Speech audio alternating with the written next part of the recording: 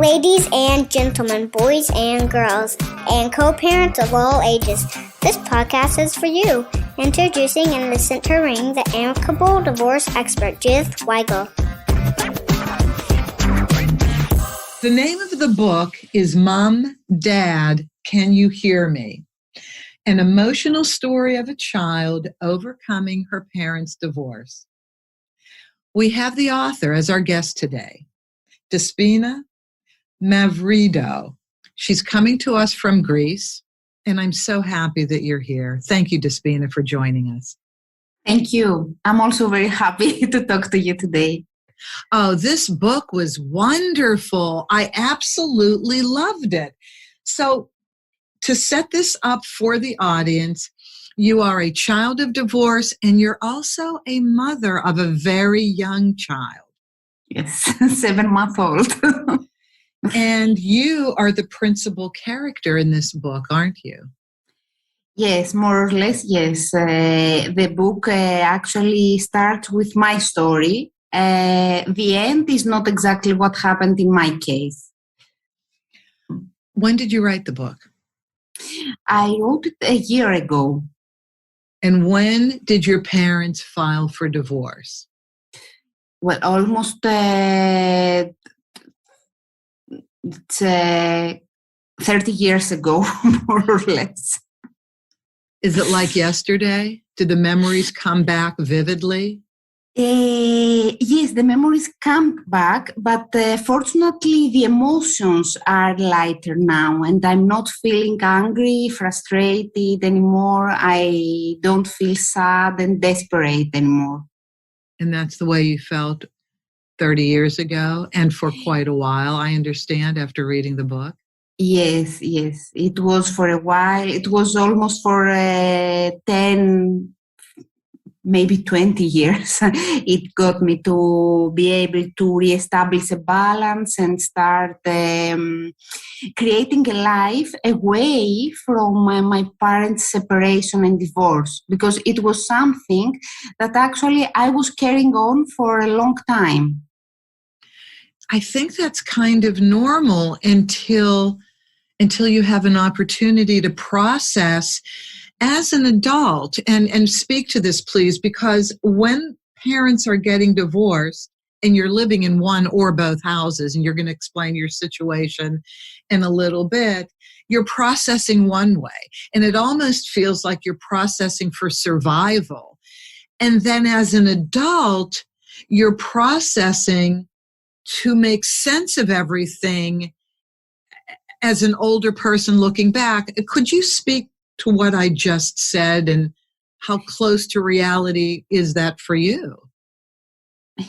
Yes, actually, as a kid, you don't really understand what is going on.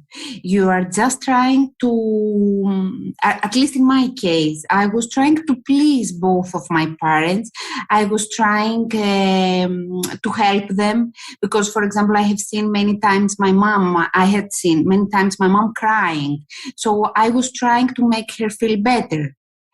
I was also doing the mediator many times, and I thought that this will be helpful for them. So in a way, I was trying to help change the situation and the reality, to help to make things better. As an adult, when I understood in a position that I was as a kid, and the fact that actually I was trying to be the adult when I was 10 and trying to help my parents, but this was not my position, I got really angry because there was a lot of emotions inside me that I suppressed for many years. So when I grew up, and when I started therapy that helped me a lot, I understood how many things that went wrong in myself and how many things I had to elaborate that I was trying to hide for many, many years. What do you mean, things that went wrong in yourself and things you tried to hide? Explain that. For example, I never elaborate my sadness. When I was young, I was pretending that everything is okay. I'm a strong person. At some point, after my parents took a divorce, because I was in the middle for many, many years, at some point when I was around 17 years old, I decided that I don't want to see my dad anymore.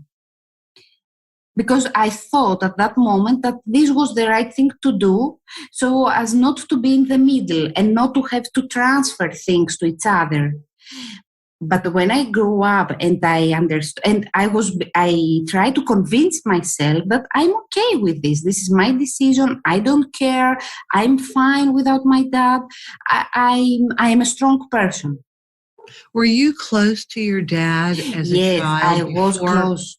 Yes, you were I very was close. very close. And did I hear you say that when you were 17, you distanced yourself from your dad, or Yes. was it early? Okay, so for most of your life as what we call a minor child, we call a minor child anybody who's not graduated from high school yet. And people are 18 and 19 years old for the most part in the United States when they graduate from high school. Is it the same age in Greece? Yes, in Greece it's the same, 18 years old. So you did actually have contact with your dad, both parents, from the age of 10 when the divorce started to the age of 17. Yes. Yes. So you spent 7 years as a mediator between your parents, as a messenger between your parents, and in the middle of what I'm guessing was a continuation of a toxic relationship. Yes, it was. It was because actually there was a third person in the life of my dad, and this was something that hurt a lot my mom, and she couldn't get over it. So she was feeling really depressed. She was feeling very, very sad. So she couldn't handle her emotions. And the same also for my dad, because he actually, I think that he was feeling bad for the divorce and all the things that happened. So they actually couldn't actually process the situation in a healthy manner. And what they were doing is that they were using me as a weapon to fight it to each other, to fight between each other and say bad things to each other, accuse each other. And I was in the middle trying to understand what is going on. As you look back now, what do you think was going on when they used you kind of as a pawn, as a reward or revenge, if something wasn't working with them? I think that they both were feeling very, very sad and very bad with themselves. They were feeling that they failed their marriage, and the fact that they didn't ask for help, it was a problem because they couldn't elaborate their emotions, so they couldn't react in a healthy manner, and they were using their emotions. They were trying to use them towards to each other, but I was in the middle, so this was going on me and not to the other person. This is fascinating the way you're describing it. You are describing the emotions that people go through. And I haven't really heard another person that I've spoken with who's a child of divorce really focus on the emotional relationship and the emotions each person was feeling as much as you have just in the beginning of our conversation.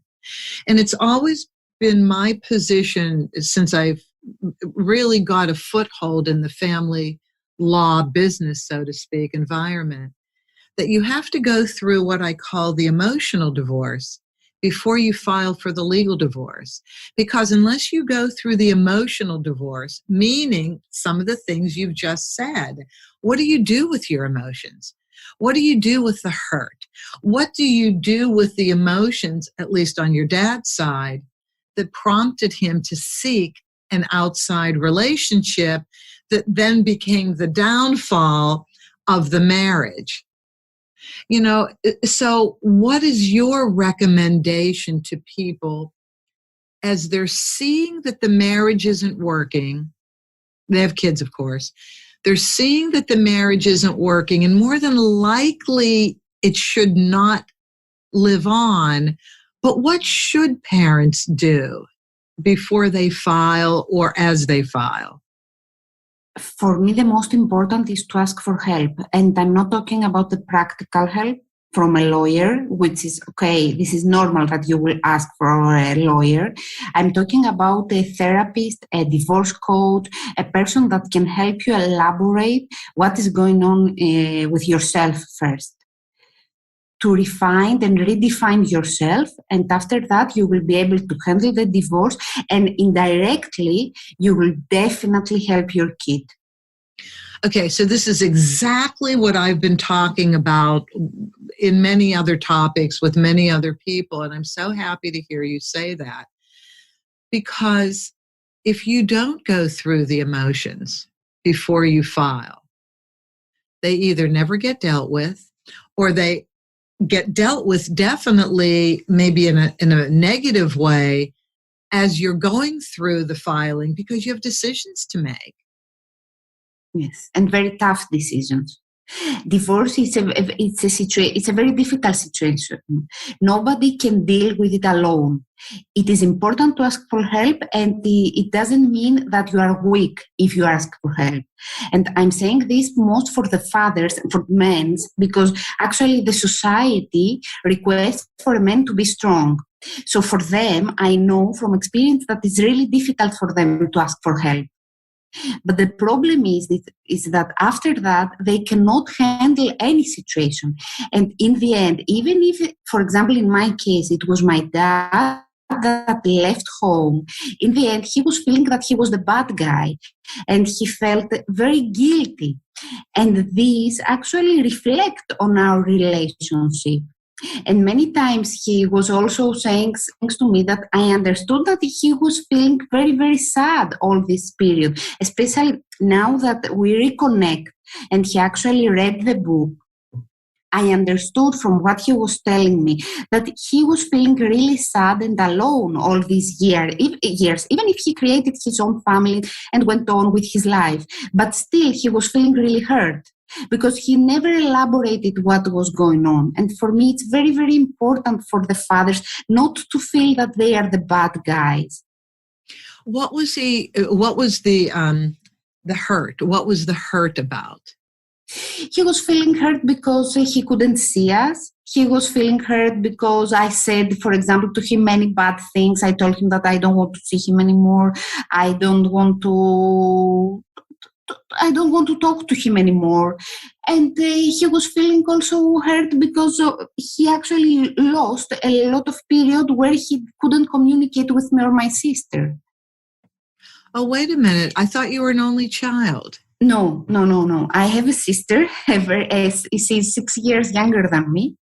And the problem was that I was also, because I was the oldest, I had to protect my sister. So she is not in the picture because actually I was always feeling that I have to protect her.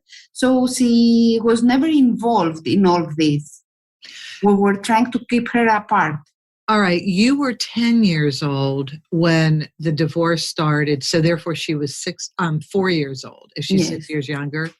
Okay. And interestingly, kids know even that young that maybe their parents aren't happy, things are going on. And certainly if there was a lot of yelling in the house, was there a lot of arguments in the house? Yes, there was, but she was really young, so she doesn't have memories from that period. And she also doesn't have memories from my dad because he left home very early. So right.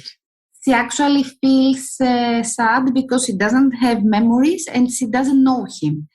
This is the opposite for me because I had a lot of memories and a lot of nice discussions and we played a lot. So for me, it was a completely different situation. But wait a minute. So if you had contact with your dad until age 17, did she not have the same contact? She had, but not for a long time. We always saw him for a little time, for a weekend or for a day during the week. And it was always for a short period.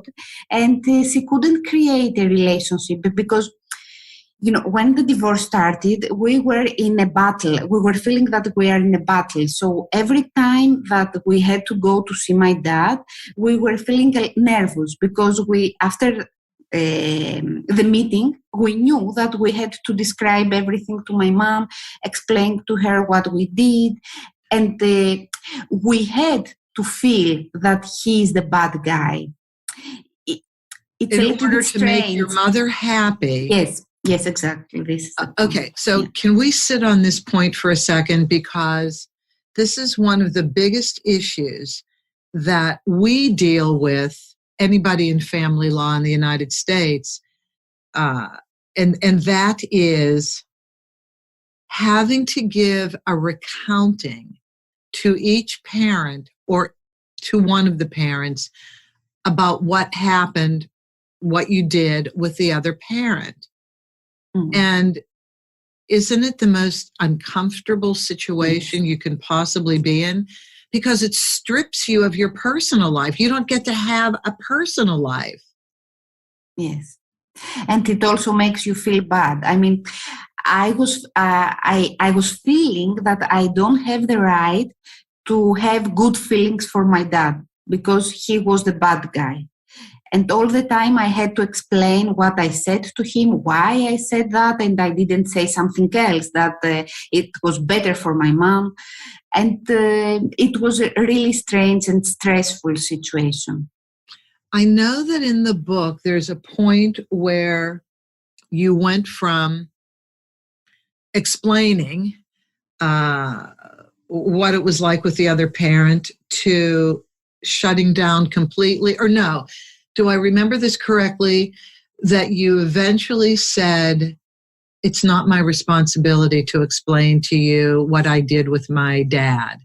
Is there something like, could you say? Yes, there is something like that there, because actually mom asks from the girl, from Irene, to ask her dad for money. So Irene says something like that, because actually, yes, this was from my personal experience. Yes. And what my dilemma is when I'm listening to parents talk, first of all, I have cats, not kids. I made a very conscious decision early on that I did not want to be a mother because I recognized how ultimately consuming being a parent was. Mm-hmm. And this was going to be a completely different life. You are living your life to a large extent for your children for a while because you have to take care of them. Mm-hmm. And I was thinking, boy, you really have to want to do that in order to become a really good parent. So what is your philosophy of parenthood? How should people approach being a parent? For me, everything returns to yourself.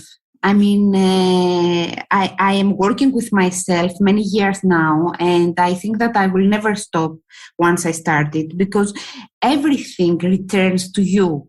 Even when you have a kid, you need to make them understand that I need to love myself first, and after that, I have to love my kid.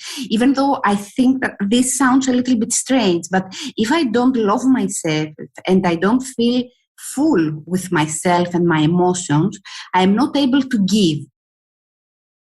And to give without make the kid feel guilty about it. Because there are many times that parents say that I did everything for you, because they are feeling that they have regrets, they didn't do the things that they wanted to do. So I think that everything returns to ourselves. If we are okay with ourselves and we feel that, yes, we did everything for us first, then we can create adults that are whole. You know, they are people that can give to the society, and then they can understand themselves first, and they can offer to other persons. If we are not doing this, we are creating adults that they have problems as we had as adults, and they cannot provide to the society. I don't know if it was a little bit confusing what I'm saying. I can explain it again. It wasn't confusing at all. I was just thinking, and I'm going to do devil's advocate on this one. I was thinking of my sister. She wanted to have children right out of college, and she did. She wanted to be a young mom. She unfortunately chose a husband that everybody but her knew was not going to work out for her. But she chose him anyway, and that's for her to say why. They did eventually get divorced. It was a very difficult divorce. I think she still harbors resentment.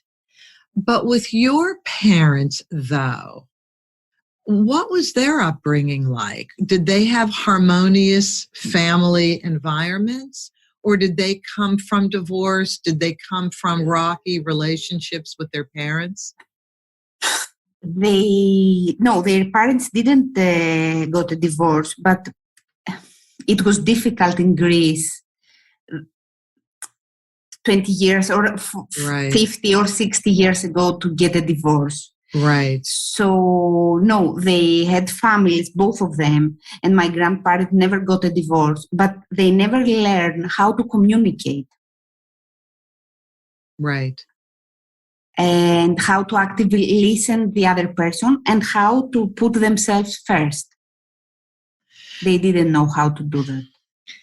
Do you kind of think your one set of grandparents should have been divorced? Could you tell that your grandparents were happy or unhappy? Were you able to tell? I believe that they are unhappy. Yeah. Yeah, I know you have a culture that it's not as easy. Well, maybe then it wasn't as easy as maybe it is now to get divorced. And then, when you have a culture that's driven by religion, and the European cultures are driven by religion, are they not? Yes, a lot. And we're not so much so in this country. And so divorce then, along with some other topics, become very difficult topics. Okay, nonetheless, your parents got married. Why do you think, this is going to be a tough question, why do you think your dad had an outside relationship? Well, from what he said, my mom was making a lot of money and she was more concentrated to her career instead of her family and time, not for her, instead of her family, instead of him. She was spending time to work, and after that she was taking care of us as kids. So they didn't have time alone. Oh. From my perspective, I think that the fact that she was making a lot more money, it was an issue. Yes. And the fact that they actually living near to my grandparents, it was an issue also. Oh, that's interesting because again, in European Mediterranean cultures, the families kind of grow but still live together, right? Yes. Yeah. And sometimes that separation is necessary.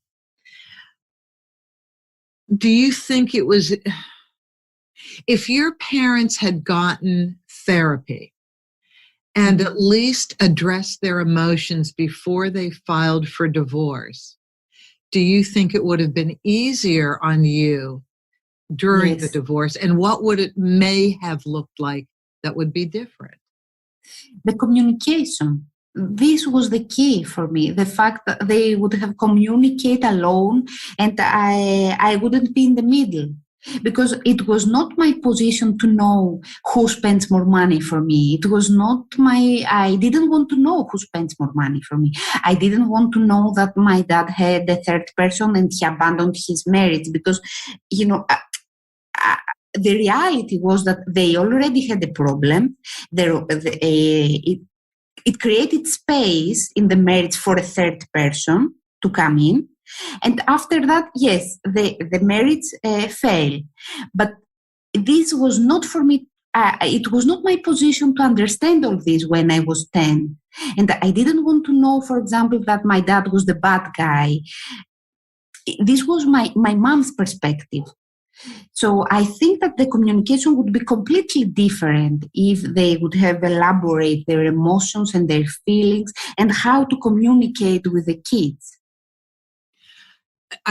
That's so well said, because in society, in life, we are not taught how to communicate. Just in general, when we're in emotional situations, high conflict situations, whether it's with a friend, a neighbor, employers, employees, in any situation, and then certainly in interpersonal relationships or intimate relationships, we're really not taught how to communicate well under stress. Yes. So Because first we need to listen. We are not capable of to listen, to actively listen the other person. That's why we can communicate, I think. Because when we hear the other person talking, we are already thinking what to answer. You sound like a mediator. That's what we learn in mediation classes.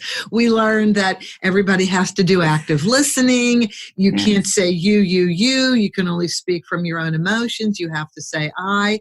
And that is so true, that when we're in a conflict with somebody and one person is speaking, we're already defensive.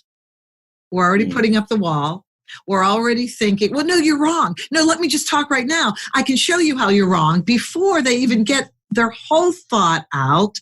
And if you allow somebody to get their whole thought out, the message may be very different than what you thought the message was going to be. Exactly. Is that what you mean too? Yes. Also, when you hear, for example, in the mediation table, that the parents saying that, oh, the kids don't want to see you. I know that they don't want to see you anymore because blah, blah, blah. And I know that moment that the kids probably never said that, or even if they said that, they didn't really mean it. Or they said a completely different thing to the other parent because they are in a very difficult situation and nobody really hears them. Ergo the title, Mom, Dad, Can You Hear Me? Because they can't. This is my point. What are some of the essential things that you feel parents are missing in terms of what their children are trying to communicate to them?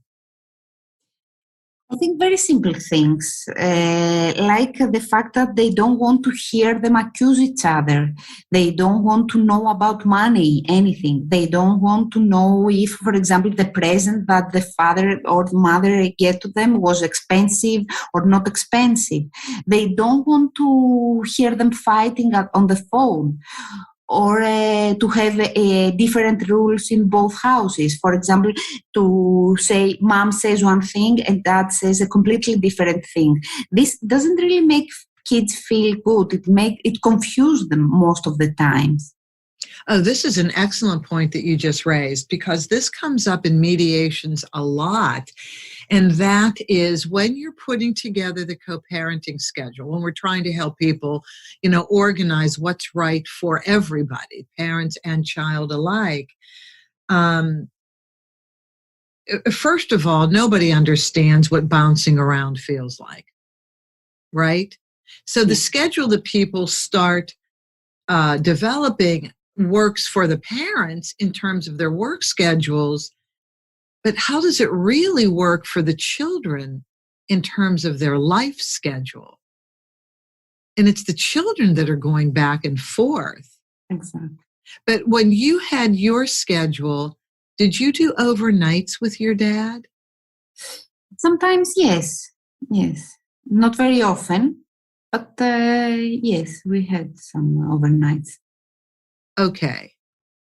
And the parenting styles, you talked about there would be two sets of rules, so to speak, two sets of parenting styles, two sets of expectations in terms of the schedule. You come home from school, you have homework, then you have dinner, TV at night. When do you go to bed? What's the grooming schedule like in the morning? Let's talk about, because this is a very difficult issue and a very sensitive one, when parents start saying what they want to have established in both homes as a set of rules. How realistic is that, Despina, for both parents who aren't getting along to agree on the same rules? Talk about that a minute. From my point of view, it's very, very difficult. And for this reason, they need to find a way to communicate to each other. Because otherwise, it creates a lot of problem. For example, there will be the dad that will say, okay, I will leave you to watch this movie tonight, so as to be the nice guy. And this, on the other hand, will create problems for the kids, because on one hand, he will feel that, yes, my dad is a good guy and he leaves me to see this movie. On the other hand, probably he will feel guilty that he is lying to his mom. So this will create a confusion in the mind of the kid, and he will also don't know what is better for him, to watch the movie or to go to bed. And of course, the next day it will be difficult to get up. Of course, each age is completely different. I'm talking about kids that have to go to school. They are small. They are 10, 11. Right, still very much under their parents' control, not Yes. so much like teenagers who start making their own decisions. Is it, well, in a home, and you're married, so you can speak to this as a married person, in a home where everybody's living together, I just remember from me growing up, my parents were kind of on the same page, in terms of dietary stuff, activities, TV. But parents also have slightly different ideas too.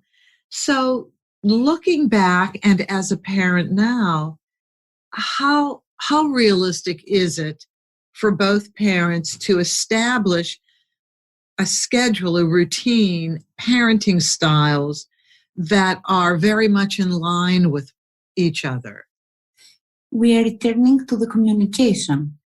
Also, in the same house, they need to communicate and establish the same values, because otherwise the kids take completely opposite messages. And this makes him confused. It confuses the kid very, very much.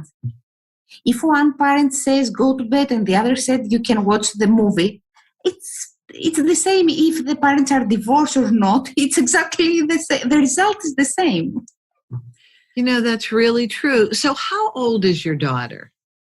It's 7 months old. Okay, so she's not turning the television on yet, No. Apparently.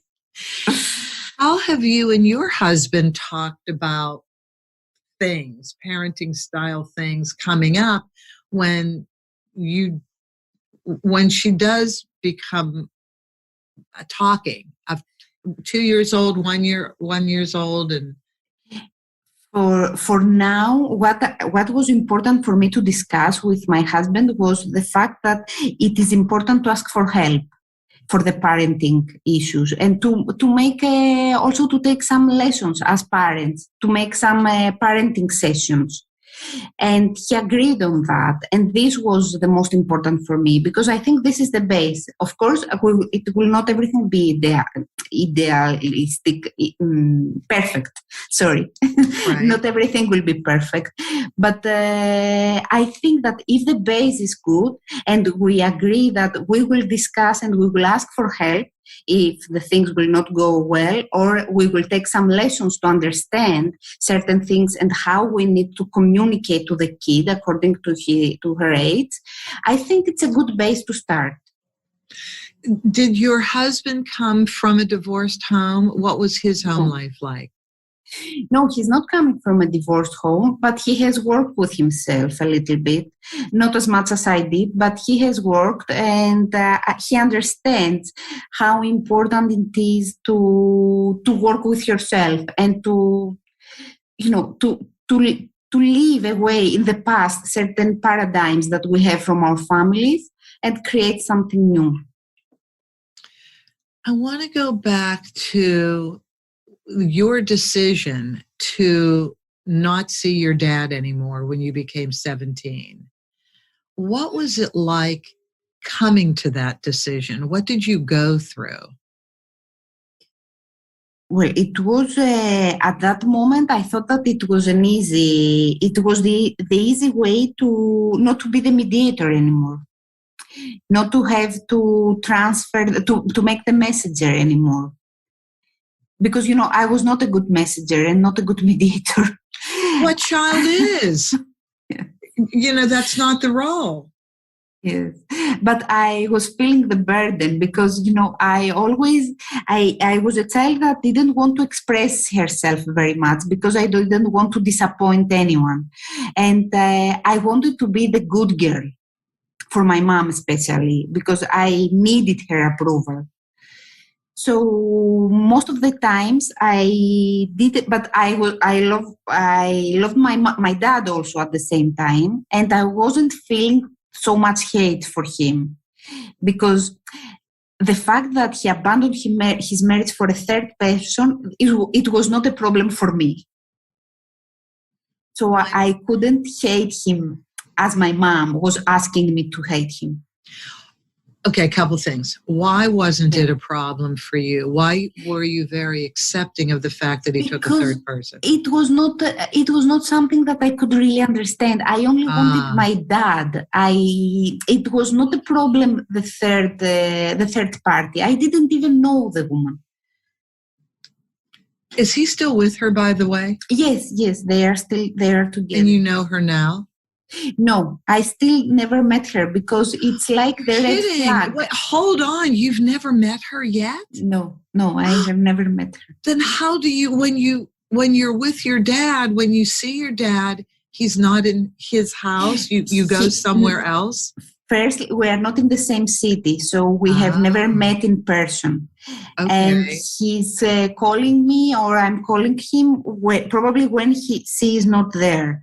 But now I don't have a problem to meet her. But still, a part of me feels guilty if I create a friendly relationship with her, for example. Still? And your mom's still living? Yes. Does she still hate your father? Yes, Does she still talk? Does she still talk about it? Yes. Real. She's in a lot of pain.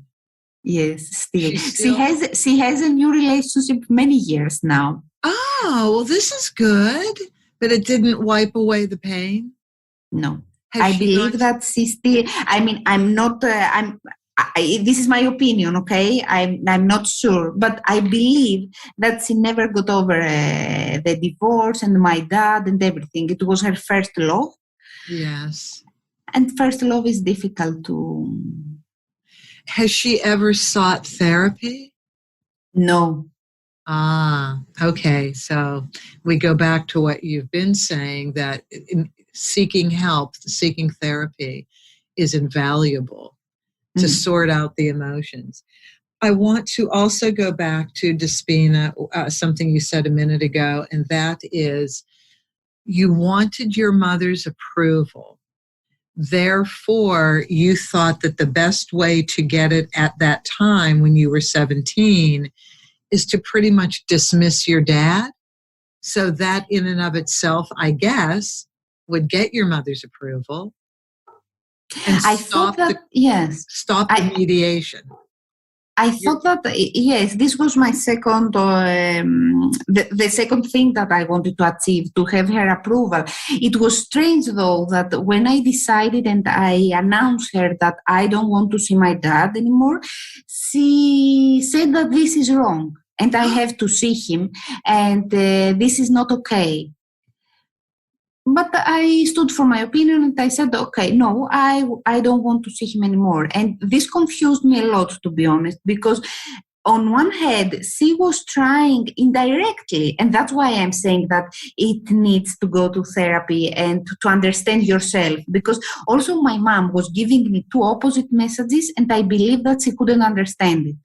On one hand, she was hating my dad and she couldn't hide it.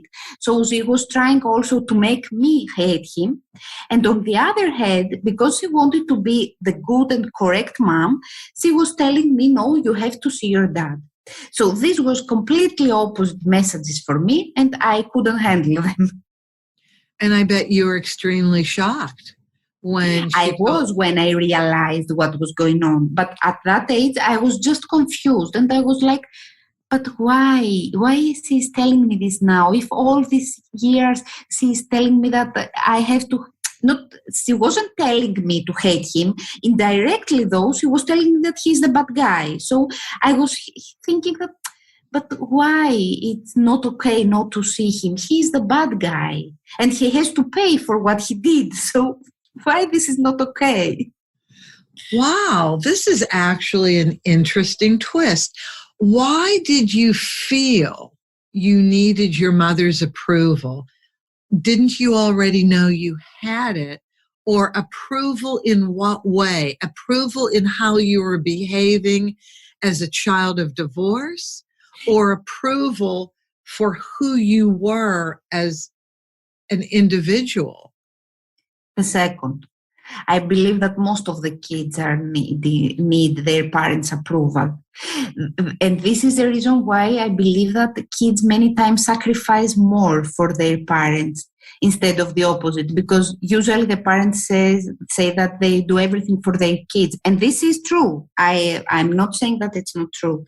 But I think that also the kids are trying to do everything for their parents, because I know many, many kids that are now 30, 20, 40, that still need and asking indirectly their parents' approval. And they don't have it. You know what? I think you're right, Despina. My mom passed in June of 2020. She was 97. I still was surprised at times when she gave me a compliment. Now, the family's very close. I had a difficult mother-daughter relationship for years. It was good, then it wasn't good, then it was good, then we worked on it. And so anyway, it ended up being the best it could possibly be. But when you say that, I started thinking back, well, I guess even as adults, when we grow up and we have our own jobs and businesses and we're self-supporting, and of course, those of us who grow up, get married, and have children, I guess you always are either actively seeking your parents' approval or tacitly enjoying your parents' approval. Yes. Because they're the ones both. that created you. Yes. And this is why I'm saying, I told you before that I will continue working with myself, because most of the times as parents, we are passing certain messages to our kids which are our insecurities. Right. And they became their insecurities. For example, I don't want to say to my daughter, oh, don't do that because you will not be able to do it, because I will be afraid. And this is something that we do to our kids, and it's easy to do it. You know, you're right. It is, because I flashed back to my mother's insecurities. She was a gifted woman, very artistic, lots of skills and talents that she never recognized, or that she wouldn't allow a compliment. Therefore, when she was talking to me and my sister, her vision for our future was small, because she didn't allow herself to pursue her skills and talents. She was a fabulous cook. She was a great artist. She was a milliner. She made hats. She sewed extremely well. But when you complimented her about this, she couldn't accept the compliment. And so I remember thinking, well, I know we have to make our own decisions, you know, as we grow up in terms of our life choices. I know that. But I also listen to other parents who are aware of their own skills and talents, pursue their skills and talents, become a whole person, as you described earlier in our discussion, and can open the world up to their children. Limitless choices. You can do anything you want. Not every parent talks like that. Exactly. So that's what you're saying. I wanted to address parental alienation a minute. The way I understand and have been taught parental alienation as a professional working in the divorce business is that it eventually leads to not seeing one of the parents. And it eventually leads to not seeing one of the parents because the parent who you then continue to see represents the other parent in a very pejorative, a very negative way. Therefore, eventually, you don't want to see that parent because there's no value, as you've been told, to being with that parent. And so parental, and I want you to comment on this, is parental alienation one of two things? Either seeing the other parent while your opinion is being continuously crafted as a negative, that person is a negative human being, until you eventually say, okay, what's the point? Or parental alienation starts at the get-go. No, I don't want you to see the child. I want you to have minimal exposure, and somehow gets their way with the court. Minimal exposure. I think it's both, because when you do not, one of the parents doesn't leave the possibility to the other parent to create a relationship, a healthy relationship with the kid, with the other kid, and a healthy and free relationship, then it's parental alienation. Because even if you are leaving the kid to go to the father or the mother, and when he comes back, you start saying bad things for the dad or the mom, it still is parental alienation, because you actually make your kid feel that the other parent doesn't have value, as you said. So it's, even if I see him, I don't respect him, I'm making a favor to him to go and see him. So actually, it loses, the parent loses his strength and his value. So it's you cannot create a healthy relationship with them. The kid cannot create a healthy relationship with the other parent. So for me, both are parental alienation. I started thinking after some years in the divorce environment that the phrase children of divorce is not exact enough. And your book and what you're saying makes me think that my other way of looking at it may be more the way, and that's children in divorce. Children are literally part of the divorce experience. They're not of it. Of it makes it, when you say of, it almost makes, it sounds like the divorce is in one place and the kids are in another place. But that's not the way it is either. The children are living through whatever type of divorce you're creating for yourselves, parents. You are creating that for your children as well. Exactly. And the point is that the kids cannot leave home. So, they can't close the door and leave home. They need to be there, or with mom or with dad.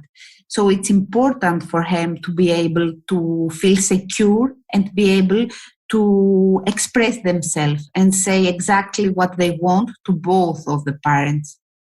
Did you try doing that? Did you try asking at least your mother not to speak negatively of your father? No. And if so, what was that like? No. I never asked anything from both of them. And this is also a reason why at the beginning I wrote the book, because actually it was some things that I wanted to tell them and I never had the courage to do it. And it sounds like that. It literally sounds like that. The book is kind of your diary of what you went through. You did tell me that there is a companion diary that you have with the book. Yes. For children. Well, but wait a minute. Who's going to buy the book? Aren't the parents going to buy the book? The book, from my point of view, is for both. It's for parents and for children. The parents will be able to understand how the kids feel about the divorce. They can actually see the divorce through the eyes of a kid, because it's exactly my experience, especially the beginning. I wanted to give a happy ending just because I want the book to have a positive and not a negative effect. For the kids, I think that they will be important to read it, and they can understand that it is able to communicate to their parents what they need from them. Of course, from the reviews and from people that they read it, I had parents that told me that, oh, this is too hard for my kids.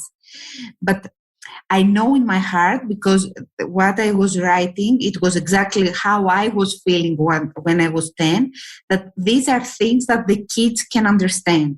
However, I know that I will never convince a parent to give this book to his kids if he or she feels that it's hard for the kids. They will decide. So, you know what I was thinking?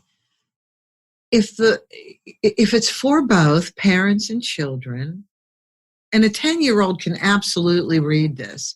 It's the word isn't animated. It is a say what the word is that I can't get out of my head. It's a pictorial representation. It's a children's book. It looks like a children's book. Yes. With all the graphics. And if a diary comes with it, could the parents use the diary for their own expression of feelings on a daily basis? They could. They could. It will be helpful for them, I think. Because I think parents need an outlet as well. Literally, your friends don't want to hear you every single day. At some point, you have to be over telling your family and friends about how you're feeling. But your feelings go on as long as, you're still co-parenting. And then for the children, absolutely, it's an opportunity to say what you can't say to your parents. Exactly. The diary was something that helped me, and that's why I created with the book also the diary where they can write down their thoughts. Okay, this is a tough one. Do you think your parents should have had kids? Yes, it's a tough one. Did you ever think about that? No, I have never thought about that. But I think that, yes, why not? I mean, in the end, it was okay. What the heck? Why not? Either that or pets. I think that the universe gives you what you can handle, so it's okay. I believe that too. Did your father have children with his Yes, wife? Yes. How many stepbrothers? One. You have one? One boy. A boy? He's 20 now. Yeah. Do you communicate with him? Actually, not yet. I want to, but I didn't have the opportunity because due to COVID, because actually we started to communicate with my dad a little bit before the COVID started. So I still didn't have the opportunity to go to the city where he lives. And it's something that it makes me a little bit nervous. I want to do it, but still I have this guilt for my mom. I think that I will never get rid of this. Okay, so can I practice being the unofficial therapist here for a minute? Yes. You got to get over the guilt. First of all, it was their choice to have children, and I believe they tried their best. Yes. The best, our best looks different. Each person's best looks a little bit different, but they tried their best. It is what it is. You made this amazing journey from a child of divorce to now being a parent yourself and writing this really interesting, heartfelt, wonderful book. It's easy to read and it's extremely thought-provoking. But you don't have that responsibility to your mother at all. Yes, I know. I know it in my mind. I know it. I just don't feel it in my heart yet. What do you think would happen? Would your mother still get upset? I guess maybe she would if she knew you were communicating with your half-brother. How do you describe it in Greece? Step-brother, half-brother? Step-brother. Okay, same thing. You think your mother would get mad? I don't know. Probably not. But it's still, it's this child in me that comes with the memories and the emotions. You just said it. You're the perfect example of our memories don't leave us. Yes. They can be reshaped and redefined as we learn more and get older about the experiences upon which we have these memories. And emotions play havoc with our head and our heart. Emotions have a logic unto themselves, and it's not real logical. The logic of emotions isn't very logical. But what a shame not to know your stepbrother, because who knows? I mean, he could bring into your life energy, love. Exactly, yes. Yeah. And I want that. And I think that I like blended families, and I would like to have more people in my life. I mean, if all the people, that's why I think that if the parents can communicate, how happy the kids will be if they have more people in their lives. Right, because I kind of think from talking to so many people who have been children of divorce, the number one thing everybody says, and you're saying it too, we worried about if the house had to get sold and we were living in new houses or going back and forth between houses. What if we forgot our homework or something we needed for school the next day? What if we had to move and we lost touch with our friends? But everybody says at the end of the day, the thing that really mattered was that their parents got along. They could accept the divorce as long as their parents got along. And that's what you're saying too. It's the easiest thing in the world. It's only one thing, and it's the hardest thing in the world. And then let's go to our takeaways now that we're ending our hour, ending our time. And fill in the blanks if I haven't gotten it right. But the takeaways are from you: communication, communication, communication. Yes. There are three takeaways. Communication. And ask for help. And ask for help. Go to therapy. Ask for help because you need it. Yes. It's a devastating experience because it's hopes and dreams dashed. Maybe you're the first divorce in your family. Maybe this upsets the whole cultural and religious family dynamic. It can be embarrassing if the marriage didn't work out. I mean, you can blame all day your spouse, but inwardly, you can really be saying, why wasn't I enough? Yes, in the end, this is it, I think, because when you blame, you feel bad inside you for something. It's not that you blame the other, but I think that deep down, you blame yourself. Yeah. Yeah. And when you go to therapy, I think that it helps you redefine yourself again and you're reborn. I mean, it's a positive thing. It's not bad to go to therapy because you learn for yourself more things. And maybe you realize in the end that what you did since that time, it was something that you didn't want in the end. Or it was okay for that time, but now you're a new person and you're creating something new. If you know, the most important thing for me, from what I understand from therapy, is to understand yourself, your needs, your wants, and your feelings. Yes. This is the most important. And if you know these things, you know who you are. And then you don't have to be afraid of anything because you have the courage to do everything you want. And to speak your mind, to be able to say to somebody, I just don't want that. Yes. That just doesn't please me. Nothing wrong with it. Just, that's not right for me. Very interestingly, when people start saying that in a very nice way, the other person understands generally. Yes. And accepts generally. To have the courage takes courage to say how you feel. A lot of courage. But when you are talking about your feelings, nobody can say something because it's how you feel.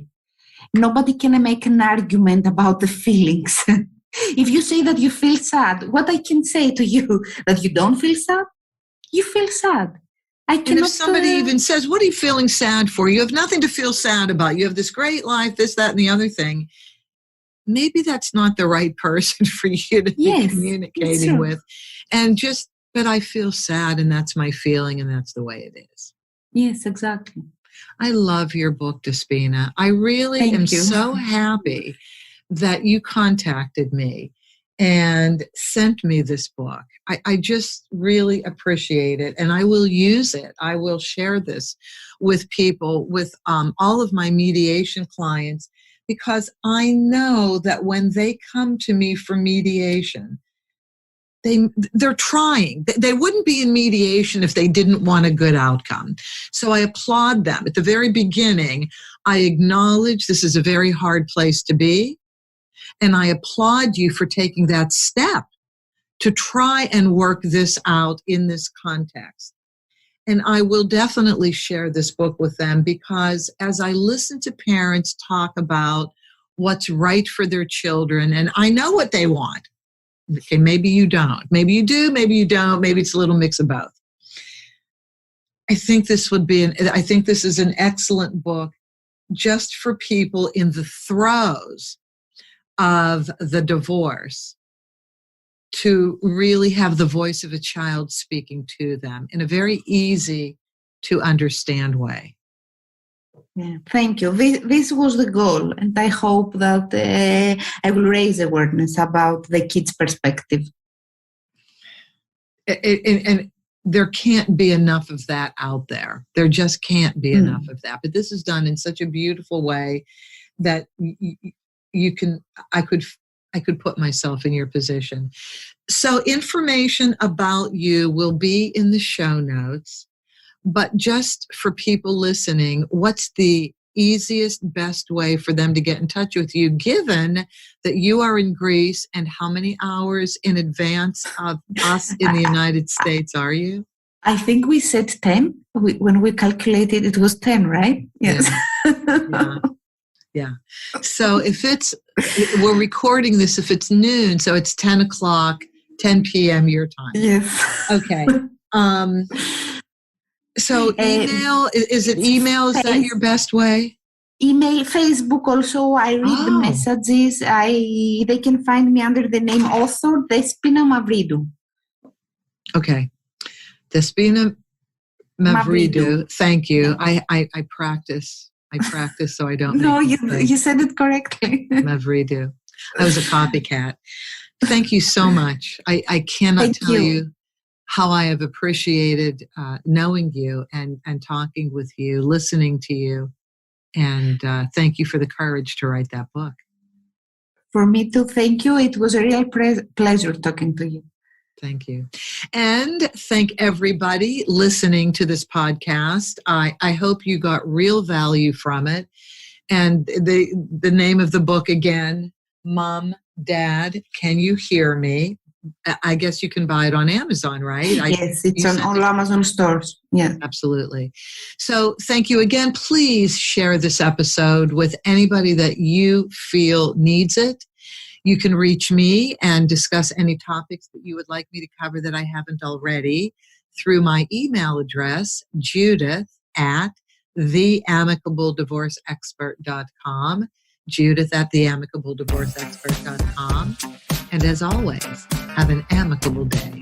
That's our show for today. Thank you for joining us. Be good to yourselves, be kind to your spouse, and cherish your children above all else.